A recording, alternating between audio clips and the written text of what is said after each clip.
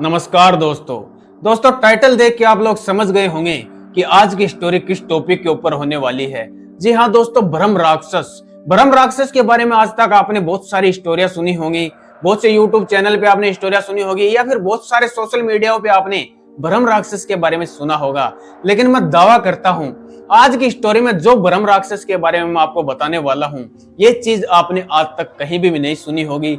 इस चीज का मैं दावा करता हूं।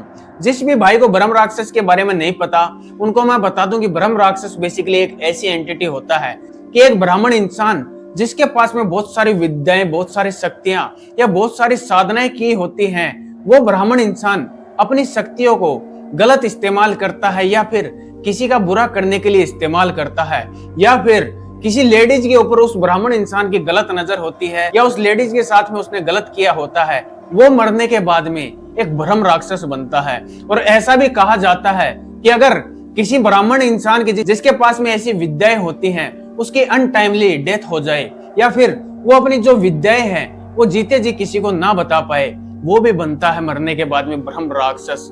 और ऐसा ही कुछ हुआ है इस स्टोरी में। ब्रह्म राक्षस बेसिकली पीपल के पेड़ में होते हैं और ऐसा भी कहा जाता है अगर ब्रह्म राक्षस किसी के पीछे लग जाए तो उसका बचना नामुमकिन होता है। बहुत सारी आत्माएं पीछे लग जाती है तो शायद हम अपना इलाज करवा लेते हैं, लेकिन ब्रह्म राक्षस से पीछा छुटवाना आसान नहीं होता है। और ऐसा ही कुछ हुआ है खुशी के साथ में, जहां पे उसकी छोटी सी एक गलती की वजह से एक ब्रह्म राक्षस उसके पीछे लग जाता है और फिर वो खुशी के साथ में क्या क्या करता है, ये सारी चीजें जानेंगे आप आज की स्टोरी में। स्टोरी काफी ज्यादा इंटरेस्टिंग और भयानक होने वाली है, तो स्टोरी को अंत तक जरूर सुने। लेकिन स्टोरी में आगे बढ़ने से पहले अगर आपके पास में भी कोई रियल इंसिडेंट या कोई मजेदार स्टोरी है तो वो आप हमारे साथ में शेयर कर सकते हैं।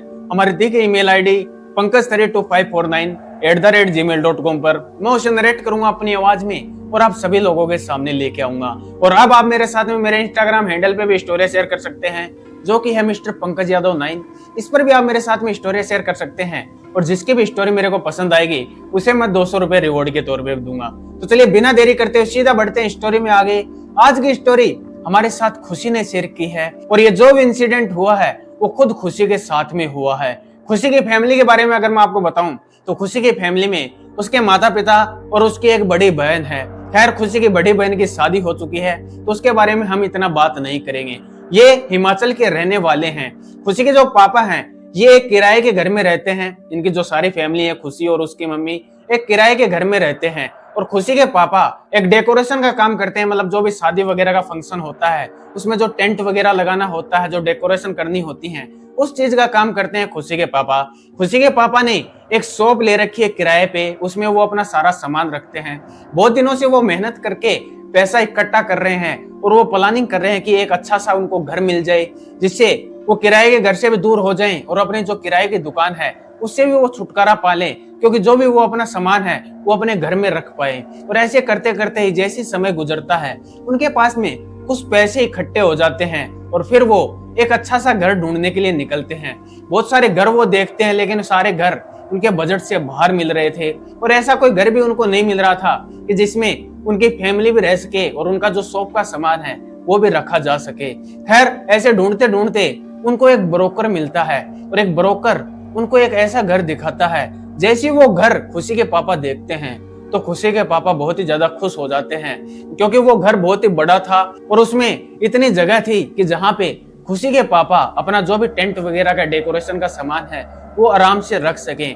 तो खुशी के पापा जो घर के ओनर थे उनसे बात करते हैं, कांटेक्ट करते हैं और जब वो उनसे बात करते हैं और जो इस घर का प्राइस है वो पूछते हैं तो वो भी सुनकर हैरान हो जाते हैं और खुशी का कोई भी ठिकाना नहीं रहता है, क्योंकि वो घर इनको बहुत ही कम दामों में मिल रहा था। और इतना अच्छा घर, इतना बड़ा घर जिसमें वो अपनी फैमिली के साथ अपना दुकान का सामान भी सारा रख सकते थे।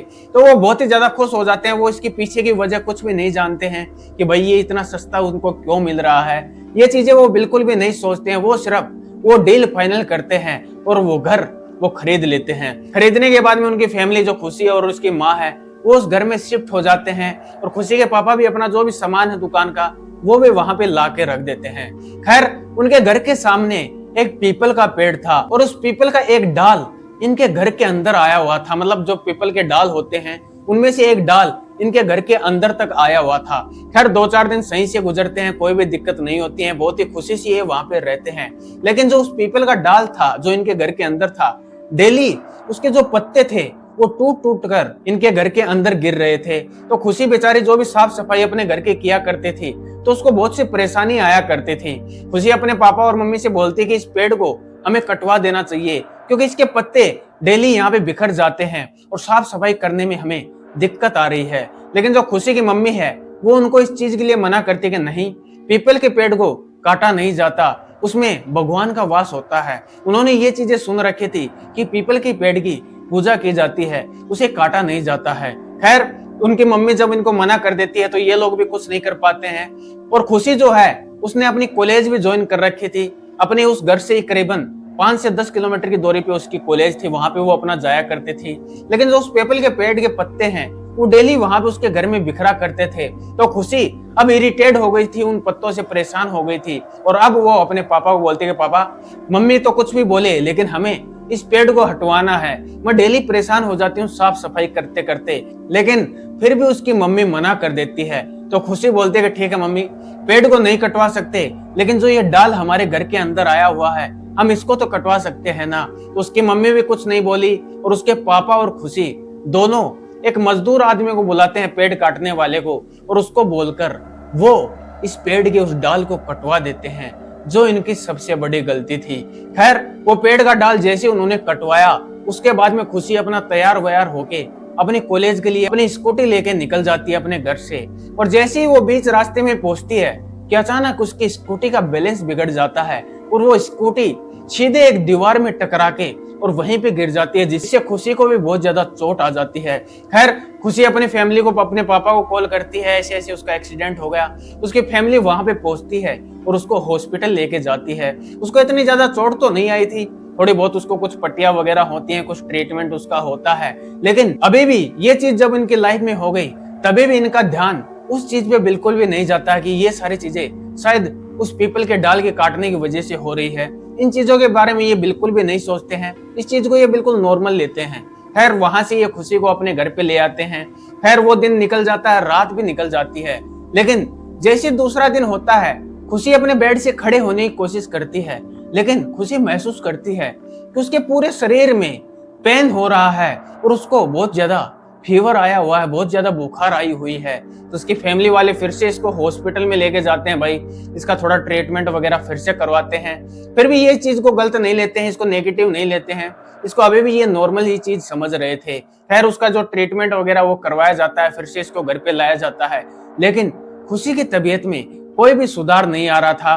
खुशी अपनी कॉलेज में भी नहीं जाती है, वो अपने घर पे रहती है। लेकिन ऐसे करते करते ही 3-4 दिन का समय गुजर जाता है, लेकिन खुशी की तबीयत में कोई भी सुधार नहीं आता है। खैर अब ये चीजें कम होने की बजाय अब धीरे धीरे बढ़ने लग जाती हैं। और अब ऐसा कुछ भयानक होने वाला था खुशी के साथ में, जो खुशी ने और उसकी फैमिली ने कभी सोचा भी नहीं था। एक रात खुशी अपने कमरे में सोई हुई थी अपने बेड पे, करीबन रात के 11:30-12 बजे के आसपास में खुशी को ऐसा महसूस होता है कि उसके आसपास में कोई तो घूम रहा है। उसको ऐसा महसूस होता है, धीरे धीरे करके अब खुशी को ऐसा महसूस होने लग गया जैसे उसके शरीर पे कोई उसको वेट महसूस हो रहा है। और जब वो अपनी आंखें खोलने की कोशिश करती है तो उसकी आंखें बिल्कुल नहीं खुल रही हैं, ना ही वो अपने शरीर को मूवमेंट करवा पा रही है। उसको क्लियरली महसूस हो रहा है कि जैसे उसकी छाती पे कोई तो उसको वेट महसूस हो रहा है। और धीरे धीरे करके अब उसको ऐसा महसूस होने लग जाता है कि जैसे उसके साथ में कोई तो इंटीमेट हो रहा है, कोई उसके साथ में शारीरिक संबंध बना रहा है। और ये सारी चीजें उसके साथ करीबन चलती हैं 1-1.5 घंटे तक। और जैसे ही ये सारी चीजें खत्म होती है और खुशी अपने सेंस में आती है तो वो अचानक से जोर से चिल्लाती है। और जैसे ये चिल्लाती है तो इसके माता पिता दौड़कर इसके रूम में आते हैं। तो वो क्या देखते हैं, खुशी अपने बेड के नीचे बेहोश हालत में पड़ी है। जैसे ही वो उसको संभालते हैं, उसको होश में लाने की कोशिश करते हैं, तो खुशी बिल्कुल भी अपने होश में नहीं आती है। वो उसको उठाकर उसके बेड पे सुलाते हैं और पूरी रात उसके माता पिता उसके पास में ही बैठते हैं। दूसरे दिन जाकर खुशी को होश आता है और जैसे ही वो होश में आती है तो उसके माता पिता उससे पूछते हैं कि भाई क्या हो गया था रात को, तू ऐसे कैसे चिल्लाई और तू बेहोश कैसे हो गई। तो खुशी उनसे बोलती है कि मेरे को कुछ भी याद नहीं कि रात को क्या हुआ।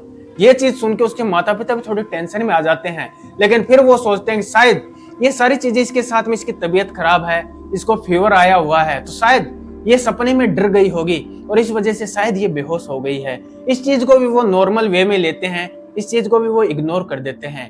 खैर वो दिन निकल जाता है और जैसे ही फिर से रात होती है, फिर से उसी टाइम पे 11 साढ़े 11 बजे के आसपास में खुशी को फिर से आज यही महसूस होता है कि जैसे कोई उसके आसपास में आया है और फिर से कोई उसके पैरों को टच कर रहा है और टच करते करते फिर से उसके साथ में कोई इंटीमेट होता है, कोई उसके साथ शारीरिक संबंध बनाता है। और जैसे ही खुशी अपने सेंस में आती है और वो फिर से चिल्लाती है, चिल्लाते ही फिर से उसके माता पिता उसके रूम में दौड़कर आते हैं, तो क्या देखते हैं, खुशी फिर से बेहोश हो चुकी है और फिर से उसके माता पिता पूरी रात उसके पास में बैठते हैं। लेकिन जब सुबह होते ही उसको होश आता है, फिर से खुशी को आज कुछ भी याद नहीं था कि उसके साथ में रात को क्या हुआ है। खैर ये चीजें अब ऐसे ही उसके साथ में चलने लग जाती हैं। डेली 3 से 4 दिनों तक ये चीजें चलती हैं। और एक चीज और खुशी के साथ में हो गई थी, खुशी की जो भूख थी वो बहुत ही ज्यादा बढ़ गई थी। यानी वो जो भी खाना खाती थी वो करीबन 4 से 5 लोग खा सकते थे।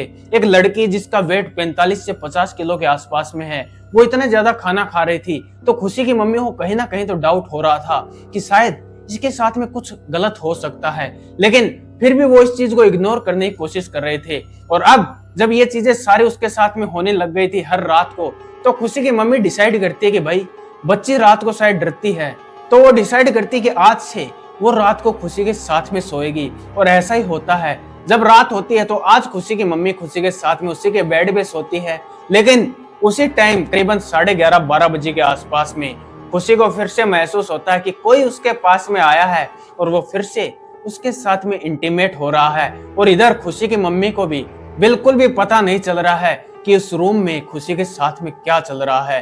खैर ये सारा उसके साथ में 1-1.5 घंटे तक चलता है कि अचानक खुशी की मम्मी की आंखें खुलती है। और जब खुशी की मम्मी की आंखें खुलती हैं तो जैसे ही वो खुशी की तरफ देखती है तो वो क्या पाती है, खुशी अपनी बेड पे बैठी हुई है और वो सीधे दीवार की तरफ देख रही है। और दीवार की तरफ देख के वो पता नहीं क्या बड़बड़ा रही है। और उसकी जो आंखें हैं वो ऊपर की तरफ चढ़ी हुई हैं, यानी जो आंखों की पुतलियां होती हैं जो काली वाली, ये ऊपर की तरफ चढ़ी हुई हैं। वो खुशी को होश में लाने की कोशिश करती है, उसको जोर जोर से हिलाती है, लेकिन खुशी अपने सेंस में नहीं आती है। उसकी मम्मी ये देख के बहुत ही ज्यादा घबरा जाती है और उसको फिर से जोर जोर से हिलाने की कोशिश करती है। और जब खुशी अपने सेंस में आती है तो उसकी मम्मी उससे बोलती है कि खुशी क्या हो गया तेरे साथ में, ऐसा क्यों तू बैठी है यहाँ पे और तू क्या बड़बड़ा रही है। तो खुशी उनको कोई भी जवाब नहीं देती है। खुशी उनकी तरफ थोड़ी सी एक मुस्कुराहट देती है, एक स्माइल करती है और चुपचाप अपने बेड पे सो जाती है। खैर खुशी की माँ ये देख के बहुत ही ज्यादा घबरा जाती है, लेकिन वो भी उस रात तो सो जाती है। लेकिन जैसे ही दूसरा दिन होता है तो दूसरे दिन वो खुशी से पूछती है कि खुशी रात को तू बेड पे क्यों बैठी थी और तू क्या बड़बड़ा रही थी। तो खुशी फिर से उनकी बात का कोई भी जवाब नहीं देती है, वो उनकी तरफ थोड़ी सी मुस्कुराती है और फिर वो खाना खाने लग जाती है। खुशी की माँ को कुछ भी ठीक नहीं लग रहा था, ये जो कुछ भी हो रहा था खुशी की माँ को कुछ तो गलत लग रहा था इसमें। लेकिन जैसे फिर से रात होती है, खुशी की माँ फिर से खुशी के पास में सोती है और जैसा पिछली रात इनके साथ में हुआ था सेम वही चीज आज भी इनके साथ में होती है। खुशी के साथ में कोई इंटीमेट होता है और जैसे ही खुशी की माँ की आंख खुलती है तो खुशी की माँ फिर से देखती है कि खुशी अपने बेड पे बैठी हुई है और वो फिर से दीवार की तरफ देख के पता नहीं कुछ तो बड़बड़ा रही है, जो कि खुशी की माँ को बिल्कुल भी समझ नहीं आ रहा है। खुशी की माँ उसको फिर से हिलाती है और जब खुशी अपने सेंस में आती है तो फिर से वो अपनी माँ की तरफ मुस्कुराकर और फिर से अपने बेड पे चुपचाप सो जाती है। खुशी की माँ को ये कुछ भी सही नहीं लग रहा था, लेकिन वो क्या कर सकती थी। खैर जैसे दूसरा दिन होता है वो ये सारी चीजें खुशी के पापा को बताती है और वो बोलती है कि मुझे कुछ भी ठीक नहीं लग रहा है, मेरे को ऐसा लगता है खुशी के साथ में कुछ ना कुछ तो गलत है। लेकिन उसके पापा ऐसी बातों पे बिल्कुल भी विश्वास नहीं किया करते थे, तो वो बोलते हैं नहीं नहीं ऐसा कुछ भी नहीं है, ये तेरा वहम है, उसकी तबीयत खराब है इस वजह से वो ऐसी हरकतें कर रही है। उसके बाद में खुशी के पापा उसको हॉस्पिटल में लेके जाते हैं, उसको कुछ ट्रीटमेंट वगैरह दिलाया जाता है, लेकिन खुशी की तबीयत में कोई भी सुधार नहीं आता है। एक दिन की बात है, खुशी के पापा और खुशी की मम्मी किसी काम की वजह से मार्केट में जाते हैं, कोई सामान लाने के लिए वो मार्केट में जाते हैं और खुशी आज घर में बिल्कुल अकेली थी। खैर जैसे ही ये लोग अपने घर से चले जाते हैं और फिर से मार्केट से जैसे ही अपने घर पे ये आते हैं तो अपने मेन गेट पे ये जैसे पहुंचते हैं तो इनको आवाज आती है कि इनके घर के अंदर से अजीब सी आवाज आ रही है, जैसे कोई जानवर इनके घर में आ गया है। किसी जानवर जैसी इनको आवाज सुनाई दे रही है। ये फटाफट अपने घर का मेन गेट खोलते हैं और जिस रूम की तरफ से आवाज आ रही थी वो खुशी का रूम था। ये फटाफट उस रूम के पास में जाते हैं और जैसे ही उस रूम के पास में जाते हैं तो उनको क्लियरली आवाज आ रही थी कि इस रूम के अंदर से कोई तो जानवर की आवाज उनको सुनाई दे रही है। जैसे ही ये उस गेट को नॉक करते हैं तो अंदर से गेट खोलती है खुशी, और खुशी बिल्कुल नॉर्मल तरीके से गेट खोलती है कि जैसे कुछ हुआ ही नहीं है, जैसे कुछ अंदर है ही नहीं। तो खुशी के पापा और उसकी मम्मी खुशी से पूछते हैं कि बेटा अंदर कैसी आवाजें आ रही हैं।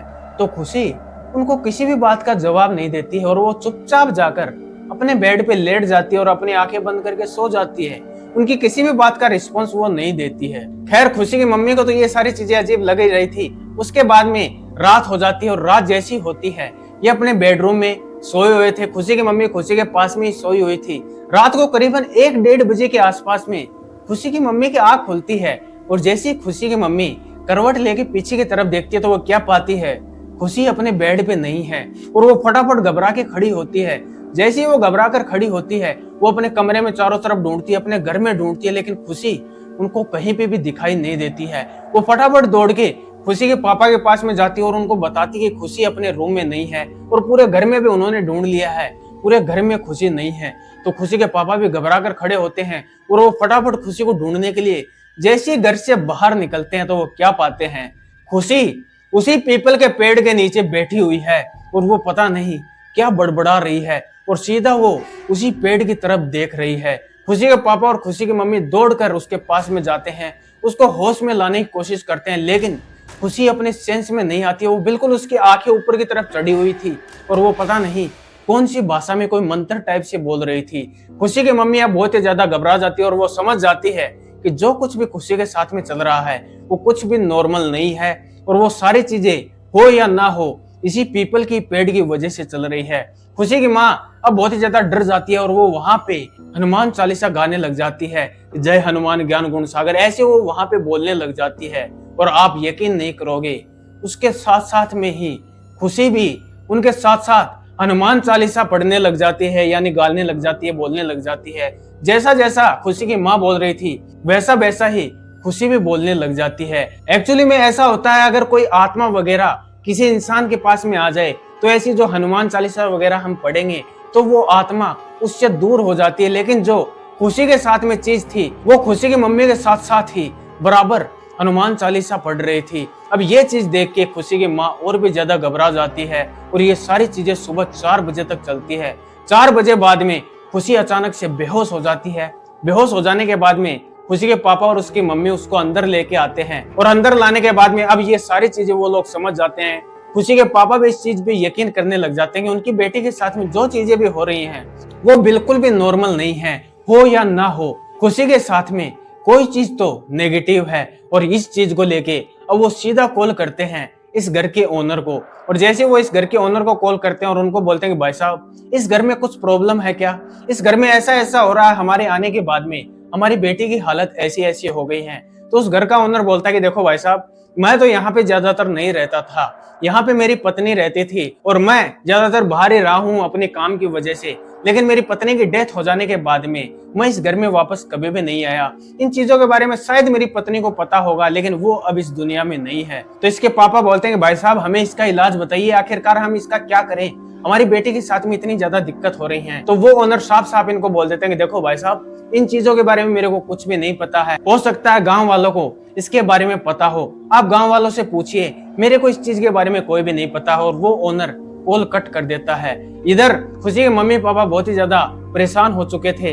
अब खुशी के पापा इनके गांव में निकलते हैं और 1-2 लोगों को इन सारी चीजों के बारे में बताते हैं और उनको पता चलता है। कई लोग इनको बताते हैं कि भाई साहब आपके घर के पास में जो पीपल का पेड़ है उसमें ब्रह्म राक्षस रहता है और मानो या ना मानो हो सकता है उसी ब्रह्म राक्षस की वजह से आपकी लड़की के साथ में ऐसी ऐसी दिक्कतें चल रही हैं। तो उसके पापा उनसे पूछते हैं कि भाई साहब इसका इलाज क्या है, हमें बताइए, इसके बारे में हमें कुछ भी नहीं पता है। तो वो लोग बताते हैं कि हमारे गांव में एक कुलदेवता का मंदिर है, वहीं पे ही आपकी बच्ची का शायद इलाज हो पाए, आप फटाफट अपनी बच्ची को लेके उन कुलदेवता के मंदिर में चले जाइए। और ऐसा ही खुशी के पापा करते हैं वो फटाफट घर पे आते हैं और खुशी को लेके वो सीधा पहुंचते हैं उस गांव के कुल देवता के मंदिर में। और वहां पे पहुंचने के बाद में उस कुल देवता के मंदिर में एक बाबा रहा करते थे जो इन सारी चीजों से डील करा करते थे। उन बाबा के पास में जाते हैं, उनको सारी चीजें बताते हैं और वो बाबा खुशी को देख के अपने थोड़े से ध्यान में जाते हैं और फिर वो बोलते हैं कि हाँ, इस लड़की के अंदर भ्रम राक्षस का वास है, इस लड़की के पीछे भ्रम राक्षस पड़ चुका है, लेकिन वो किस वजह से पड़ा है और वो कैसे इस लड़की को छोड़ेगा, इसके लिए हमें उसी लेडीज को बुलाना पड़ेगा जो लेडीज इस घर में रहा करती थी। और फिर वो बाबा कुछ ध्यान में जाते हैं और उस लेडीज को अपने अंदर बुलाते हैं और फिर वो लेडीज जो इनको बताती है उसे सुनकर आप लोग भी हैरान हो जाओगे। वो लेडीज बताती है कि इस गांव में पहले एक ब्राह्मण पंडित रहा करता था जिसे बहुत सारी विद्याओं का ज्ञान था, उसके पास में बहुत सारी शक्तियां थी और इस गांव की महिलाएं उन बाबा के पास में, उन पंडित जी के पास में अपनी समस्याएं लेके जाती थी और वो उन परेशानियों का हल किया करते थे। लेकिन वो पंडित जी, वो जो बाबा थे, उनकी नजर महिलाओं के ऊपर बहुत ही गलत थी। जो भी महिलाएं उनके पास में अपने परेशानियां लेके आती थी उनके ऊपर पता नहीं वो कैसी काली क्रियाएं कर देते थे और उसके बाद में वो उन महिलाओं के साथ में गलत करते थे, उनके साथ में शारीरिक संबंध बनाते थे।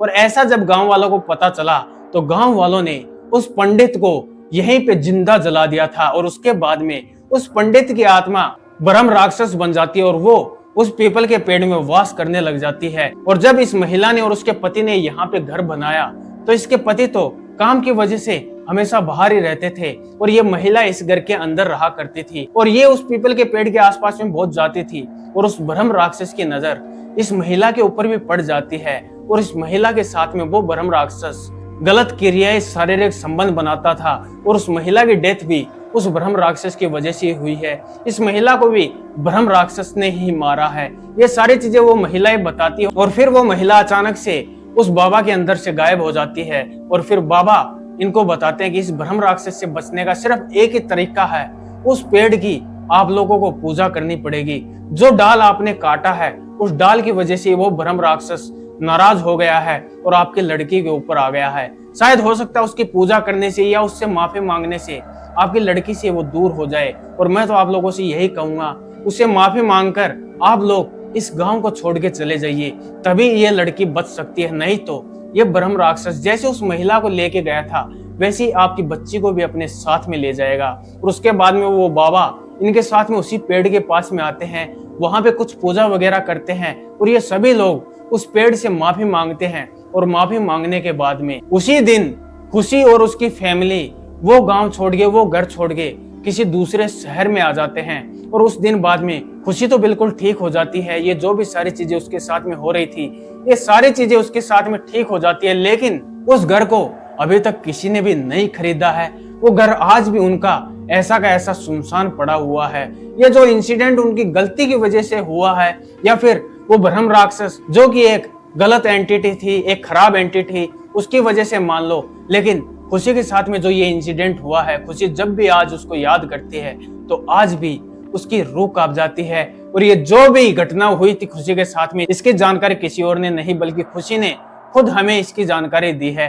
तो मैं भी आप लोगों से यही बोलूंगा, कोई भी पीपल का पेड़ आपको दिखाई देता है तो उसको काटने की कोशिश बिल्कुल भी नहीं करें, क्योंकि मैं ये तो नहीं कहता कि उस पीपल के पेड़ में ब्रह्म राक्षस रहता है, लेकिन हो सकता है कि शायद कोई ब्रह्म राक्षस रहता भी हो और आपकी छोटी सी गलती आपको बहुत भारी पड़ जाए। तो ऐसी गलती आप कभी भी नहीं करें। खैर, स्टोरी आपको कैसी लगी कमेंट में मेरे को जरूर बताइएगा। स्टोरी अगर आपको पसंद आई तो वीडियो को एक लाइक जरूर कर दीजिएगा और अगर ऐसी स्टोरी आपको सुनना पसंद है तो चैनल को सब्सक्राइब जरूर कर दीजिएगा, क्योंकि सब्सक्राइब करने से आपको फायदा ये होगा, जब भी मैं कोई नई वीडियो या नई स्टोरी अपलोड करूंगा उसका नोटिफिकेशन आपके पास में तुरंत पहुंच जाएगा। और अगर आपके पास में कोई रियल इंसिडेंट या कोई मजेदार स्टोरी है तो वो आप हमारे साथ में शेयर कर सकते हैं। हमारे दी गई मेल आईडी pankaj32549@gmail.com पर मैं उसे नरेट करूंगा अपनी आवाज में और आप सभी लोगों के सामने लेके आऊंगा। और अब आप मेरे साथ में मेरे इंस्टाग्राम हैंडल पे भी स्टोरी शेयर कर सकते हैं, जो कि है मिस्टर पंकज यादव 9।